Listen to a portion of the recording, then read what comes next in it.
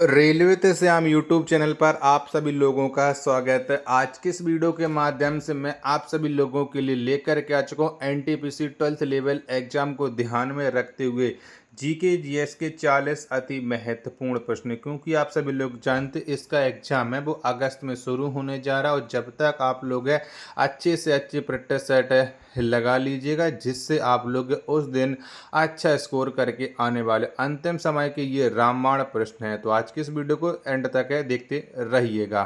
तो पहला प्रश्न आ जाता है कि चंबल नदी पर स्थित जलाशय को किस नाम से जाना जाता है। तो बताओ हम इसे किस नाम से जानते हैं जो चंबल नदी पर जलाशय स्थित है। तो इसको जाना जाता है गांधी सागर के नाम से, यानी पहले प्रश्न का सी ऑप्शन देने वालों का राइट आंसर हो जाएगा। अगला प्रश्न आ जाता है प्रश्न संख्या 2 है कि वायुमंडल में वार्षिक तापमान वृद्धि को किस नाम से जानते हैं। तो बताओ इसे हम किस नाम से जानते हैं। प्रश्न संख्या 2 का राइट आंसर क्या हो जाएगा। तो वायुमंडल में वार्षिक तापमान वृद्धि को हम जो जानते हैं ये ग्लोबल वार्मिंग के नाम से जाना जाता है। किसे? ग्लोबल वार्मिंग के नाम से।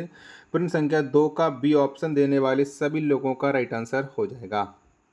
अगला प्रश्न आ जाता है प्रश्न संख्या 3 है कि धोबन सोडा का रासायनिक नाम क्या है। तो बताओ इसका रासायनिक नाम क्या है धोबन सोडा का। प्रश्न संख्या 3 का राइट आंसर क्या हो जाएगा। तो इसका रासायनिक नाम हो जाएगा सोडियम कार्बोनेट।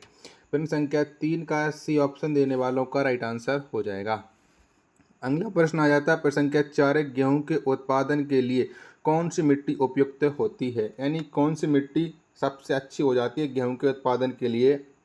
प्रश्न संख्या 4 का राइट आंसर क्या हो जाएगा। तो इसके लिए सबसे ज़्यादा जो उपयोगी मिट्टी हो जाती है वो दोमट मिट्टी हो जाती है। 4 का ए ऑप्शन देने वालों का राइट आंसर हो जाएगा।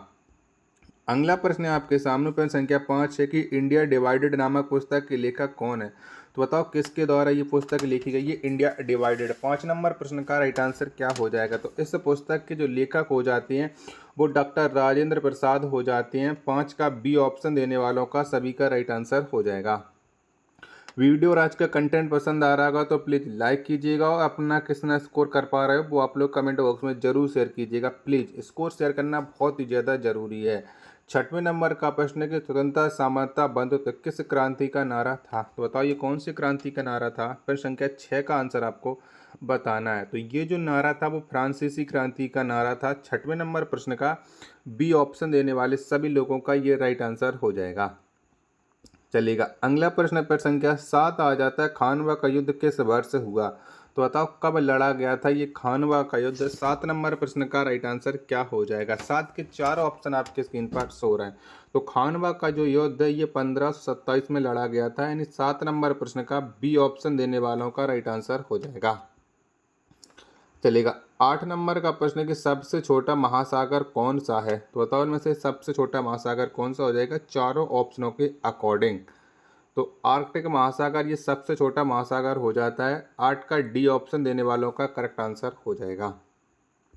नेक्स्ट प्रश्न पर संख्या 9 आ जाता है कि सिंधु घाटी का पतन शहर कौन था। तो बताओ इनमें से कौन सा हो जाता है सिंधु घाटी का पतन शहर। 9 नंबर प्रश्न का राइट आंसर क्या हो जाएगा। तो इसका पतन शहर हो जाता है लोथल। कौन? लोथल हो जाता है। 9 का डी ऑप्शन देने वालों का राइट आंसर हो जाएगा। अगला प्रश्न है प्रश्न संख्या 10 आ जाता है कि मुस्लिम धर्म का उदय कहाँ हुआ था। तो बताओ कहाँ हुआ था, कौन से देश में हुआ था मुस्लिम धर्म का उदय। 10 नंबर प्रश्न का राइट आंसर आपको देना है। तो ये उदय हुआ था सऊदी अरब में। 10 का सी ऑप्शन देने वालों का राइट आंसर हो जाएगा।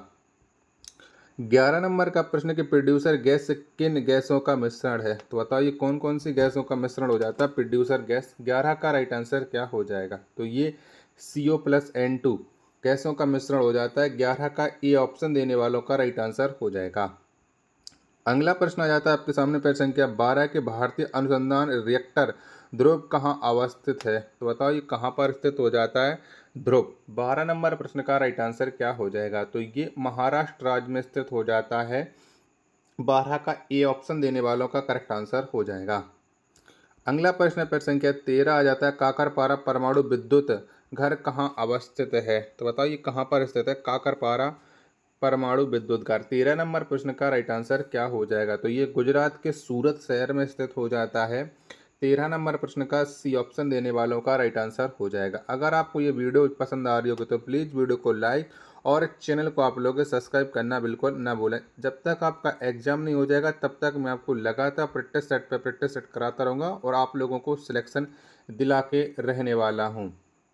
14 नंबर का प्रश्न है कि झुकी मीनार किस देश में स्थित है? तो बताओ कौन से देश में स्थित हो जाती है झुकी मीनार? तो ये इटली में स्थित हो जाती है। 14 का बी ऑप्शन देने वाले सभी लोगों का राइट आंसर हो जाएगा। प्रश्न संख्या 15 आ जाता है कि जल की बूंद किस कारण गोल होती है? तो बताओ किसके वजह से जल की बूंद गोल होती है? 15 नंबर प्रश्न का राइट आंसर आपको देना है। 15 का राइट आंसर क्या हो जाएगा? तो ये पृष्ठ तनाव के कारण है जल की बूंद गोल होती है। 15 का ए ऑप्शन देने वालों का राइट आंसर हो जाएगा। 16 नंबर का प्रश्न है कि एन अननोन इंडियन के लेखक कौन है? तो बताओ ये पुस्तक किसके द्वारा लिखी गई है? An unknown Indian. 16 नंबर प्रश्न का राइट आंसर क्या हो जाएगा? तो नीरद सिंह चौधरी के द्वारा इस पुस्तक को लिखा गया है। 16 का सी ऑप्शन देने वालों का सभी का राइट आंसर हो जाएगा। प्रश्न संख्या 17 आ जाता है कि भारत के पूर्वी समुद्री तट को किस नाम से जाना जाता है? तो बताओ कौन से नाम से जाना जाता है भारत का पूर्वी समुद्री तट है? 17 नंबर प्रश्न का राइट आंसर क्या हो जाएगा? तो इसको जो जाना जाता है वो कोरोमंडल तट के नाम से जाना जाता है। 17 का बी ऑप्शन देने वालों का राइट आंसर हो जाएगा। अगला प्रश्न आ जाता है प्रश्न संख्या 18, क्रिकेट माई स्टाइल पुस्तक के लेखक कौन है? तो बताओ किसके द्वारा ये पुस्तक लिखी गई है? Cricket my style. 18 नंबर प्रश्न का राइट आंसर क्या हो जाएगा? तो इस पुस्तक के जो लेखक हो जाते हैं वो हो जाते हैं कपिल देव। कौन? कपिल देव हो जाते हैं क्रिकेट माई स्टाइल पुस्तक के लेखक। 18 का डी ऑप्शन देने वालों का राइट आंसर हो जाएगा। नेक्स्ट प्रश्न है प्रश्न संख्या 19 है कि मेहंदी लोक कला शैली का संबंध किस राज्य से है? तो बताओ कौन से राज्य से ये मेहंदी लोक कला शैली संबंध रखती है? 19 नंबर प्रश्न का राइट आंसर क्या हो जाएगा? तो इसके जो कला शैली संबंध हो जाता है वो राजस्थान से हो जाता है। 19 का सी ऑप्शन देने वालों का राइट आंसर हो जाएगा। नेक्स्ट प्रश्न है प्रश्न संख्या 20 है कि मानव शरीर का रक्त आरक्षण बैंक किसे कहा जाता है? तो बताओ किसको कहते हैं? 20 का आंसर आपको देना है कि 20 का राइट आंसर क्या हो जाएगा? तो मानव शरीर का रक्त आरक्षण बैंक ये पीलिया को कहा जाता है। किसको? पीलिया को। 20 का डी ऑप्शन देने वालों का करेक्ट आंसर हो जाएगा। प्रश्न संख्या 21 से आपके सामने कलपक्कम में स्थित रिएक्टर का नाम क्या है? तो बताओ कौन सा रिएक्टर है जो कलपक्कम तमिलनाडु में स्थित हो जाता है? 21 का राइट आंसर क्या हो जाएगा? तो इसमें कामनी हो जाता है। 21 का ए ऑप्शन देने वालों का राइट आंसर हो जाएगा। प्रश्न संख्या 22 है कि पारसी धर्म के संस्थापक कौन थे? तो बताओ इनमें से कौन से व्यक्ति हो जाते हैं पारसी धर्म के संस्थापक? 22 का राइट आंसर क्या हो जाएगा? तो जरथुस्त्र पारसी धर्म के संस्थापक हो जाते हैं। 22 का सी ऑप्शन देने वालों का राइट आंसर हो जाएगा। प्रश्न संख्या 23 है खानवा का युद्ध किन के मध्य हुआ था? तो किन दो लोगों के बीच में ये खानवा का युद्ध हुआ था? प्रश्न संख्या 23 का राइट आंसर क्या हो जाएगा? 23 के चारों ऑप्शन आपकी स्क्रीन पर सो रहा है। तो बाबर और राणा सांगा के बीच में खानवा का युद्ध लड़ा गया था। 23 का बी ऑप्शन देने वालों का करेक्ट आंसर हो जाएगा। अगला प्रश्न आ जाता है प्रश्न संख्या 24 की the wings of fire an autobiography के लेखक कौन है? तो बताओ ये पुस्तक किसके द्वारा लिखी गई है? 24 नंबर प्रश्न का राइट आंसर आपको बताना है। तो the wings of fire an autobiography के जो लेखक हो जाते हैं वो एपीजे अब्दुल कलाम हो जाते हैं। यानी डी ऑप्शन देने वालों का राइट आंसर हो जाएगा प्रश्न संख्या 24 का। अगला प्रश्न प्रश्न संख्या 25 कि अप्सरा अनुसंधान रिएक्टर का निर्माण किस वर्ष हुआ? तो बताओ कब हुआ था? 25 का आंसर आपको देना है। तो अप्सरा अनुसंधान रिएक्टर का जो निर्माण है ये 1956 में हुआ था। कब? 1956 में। 25 का ए ऑप्शन देने वालों का राइट आंसर हो जाएगा। चलिएगा अगला प्रश्न आ जाता है प्रश्न संख्या 26 है कि सातिया किस राज्य की लोक कला शैली है? तो बताओ ये कौन से राज्य की लोक कला शैली हो जाती है? सातिया। 26 का आंसर आपको देना है कि 26 का राइट आंसर क्या हो जाएगा? तो ये जो लोक कला शैली हो जाती है गुजरात की हो जाती है। 26 का बी ऑप्शन देने वालों का राइट आंसर हो जाएगा। आशा और उम्मीद करता हूँ ये 26 प्रश्न आपको जरूर पसंद आए होंगे। तो इस वीडियो को आप अपने सभी दोस्तों के पास ज़्यादा से ज़्यादा शेयर कर दीजिएगा जिससे वो भी लोग हमारे साथ जुड़ जाएं। अगला प्रश्न आ जाता है प्रश्न संख्या 27 है खेतरी किसके लिए प्रसिद्ध है? क्योंकि खेतरी का जो स्थान है ये राजस्थान राज्य में पड़ता है और ये किसके लिए फेमस है? तो ये तांबा उत्पादन के लिए प्रसिद्ध है। 27 का ए ऑप्शन देने वालों का राइट आंसर हो जाएगा। अगला प्रश्न आ जाता है प्रश्न संख्या 28 से कि रावत भाटा परमाणु विद्युत घर की स्थापना किस वर्ष हुई थी? तो बताओ कब हुई थी स्थापना? 28 का आंसर आपको देना है कि 28 का राइट आंसर क्या हो जाएगा। तो रावत भाटा परमाणु विद्युत घर की जो स्थापना है ये 1972 में हुई थी, यानी 28 का सी ऑप्शन देने वाले सभी लोगों का राइट आंसर हो जाएगा। नेक्स्ट प्रश्न आ जाता है प्रश्न संख्या 29 से कि विक्रम साराभाई अंतरिक्ष केंद्र कहाँ स्थित है? तो बताओ ये कहाँ पर स्थित है? 29 का राइट आंसर क्या हो जाएगा। तो विक्रम साराभाई अंतरिक्ष केंद्र ये त्रिवेंद्रम में स्थित हो जाता है। 29 का ई ऑप्शन देने वालों का राइट आंसर हो जाएगा। प्रश्न संख्या 30 है आपके सामने, कटिंग एज पुस्तक की रचना किसने की? तो बताओ किसके द्वारा ये पुस्तक की रचना की गई है कटिंग एज? 30 का राइट आंसर क्या हो जाएगा। तो इस पुस्तक की जो रचना की है कटिंग एज की जावेद मियांदाद ने की है, और जो भारतीय क्रिकेट टीम में विकेट कीपर हो जाते थे। 30 का बी ऑप्शन देने वालों का राइट आंसर हो जाएगा। अगला प्रश्न प्रश्न के 31 आ जाता है कि 10 डिग्री चैनल कहाँ स्थित है? तो बताओ कहाँ पर स्थित हो जाता है ये 10 डिग्री चैनल? 31 का राइट आंसर क्या हो जाएगा। तो छोटा अंडमान और कार निकोबार के बीच में ये 10 डिग्री चैनल स्थित हो जाता है। 31 का सी ऑप्शन देने वालों का राइट आंसर हो जाएगा। 32 नंबर का प्रश्न आ जाता है, गुप्त शासकों द्वारा जारी चांदी के सिक्कों को क्या कहा जाता है? तो बताओ किस नाम से जाने जाते हैं जो गुप्त शासकों ने चांदी के सिक्के चलाए थे? 32 नंबर प्रश्न का राइट आंसर क्या हो जाएगा। तो इसको कहा जाता था रूपक। क्या रूपक? 32 का ए ऑप्शन देने वालों का राइट आंसर हो जाएगा। अगला प्रश्न प्रश्न संख्या 33 आ जाता है कि यहूदी धर्म का मूल स्थान कहाँ है? तो बताओ कौन सा देश हो जाता है यहूदी धर्म का मूल स्थान?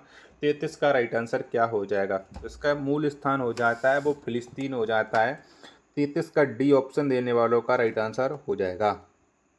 अगला प्रश्न प्रश्न संख्या 34 आ जाता है कि वनडे वंडर्स पुस्तक के लेखक कौन हैं? तो बताओ किसके द्वारा ये पुस्तक लिखी गई है वनडे वंडर्स? 34 नंबर प्रश्न का राइट आंसर क्या हो जाएगा। तो इस पुस्तक के जो लेखक हो जाते हैं वो हो जाते हैं सुनील गावस्कर, वनडे वंडर्स के। 34 का बी ऑप्शन देने वालों का सभी का राइट आंसर हो जाएगा। अगला प्रश्न आ जाता है प्रश्न संख्या 35 से गोल पुस्तक के लेखक कौन है? तो बताओ इनमें से किसके द्वारा ये गोल पुस्तक लिखी गई है? 35 नंबर प्रश्न का राइट आंसर क्या हो जाएगा। तो गोल पुस्तक के जो लेखक हो जाते हैं वो हो जाते हैं मेजर ध्यानचंद, और इनका जन्म 31 कब मनाया जाता है ये आपको बताना। अगस्त में मनाया जाता है और कब मनाया जाता है? 35 नंबर प्रश्न का डी ऑप्शन देने वालों का राइट आंसर हो जाएगा। 36 नंबर का प्रश्न आ जाता है कि हिंदू धर्म का संस्थापक किसे माना जाता है? तो कौन माने जाते हैं हिंदू धर्म के संस्थापक? तो आर्यों को माना जाता है हिंदू धर्म का संस्थापक, यानी आर्य माने जाते हैं। 36 का सी ऑप्शन देने वालों का राइट आंसर हो जाएगा। प्रश्न संख्या 37 आ जाता है कि लोकसभा के लिए निर्वाचित किए जाने वाले सदस्यों की अधिकतम संख्या कितनी है? तो बताओ कितने हो सकते हैं लोकसभा के लिए निर्वाचित सदस्य? 37 का राइट आंसर क्या हो जाएगा। तो इसके लिए अधिकतम सदस्यों की संख्या 543 होती है। 37 का सी ऑप्शन देने वालों का राइट आंसर हो जाएगा। 38 नंबर का प्रश्न आ जाता है कि समांतर दर्पणों के मध्य रखी वस्तु की बनी प्रतिबिंब की संख्या कितनी होती है? तो बताओ कितनी होती है। तो इन्हीं की जो संख्या होती है वो अनंत होती है। 38 का सी ऑप्शन देने वालों का करेक्ट आंसर हो जाएगा। प्रश्न संख्या 39 है आपके सामने कि साइरस अनुसंधान रिएक्टर की स्थापना किस वर्ष से की गई थी? यानी ट्राम्बे है, इसकी स्थापना कब हुई थी? 39 का आंसर आपको देना है। तो इसकी स्थापना 1960 में हुई थी। 39 का ए ऑप्शन देने वालों का राइट आंसर हो जाएगा। प्रश्न संख्या 40 और अंतिम प्रश्न आ जाता है आज के सेट का कि भारत में उच्चतम न्यायालय में न्यायाधीशों की संख्या बढ़ाने का अधिकार किसे है? तो बताओ ये अधिकार किसके पास है? प्रश्न संख्या 40 का आंसर आपको देना है। तो उच्चतम न्यायालय में न्यायाधीशों की संख्या बढ़ाने का जो अधिकार है ये संसद के पास है। 40 का डी ऑप्शन देने वालों का सभी का करेक्ट आंसर हो जाएगा। आशा और उम्मीद करता हूँ आप सभी लोगों को ये वीडियो जरूर पसंद आई होगी। तो प्लीज़ इस वीडियो को लाइक और चैनल को आप लोग सब्सक्राइब करना बिल्कुल ना भूलें। मिलते पर अपने एक और नेक्स्ट वीडियो के साथ, तब तक के लिए धन्यवाद। जय हिंद, वंदे मातरम।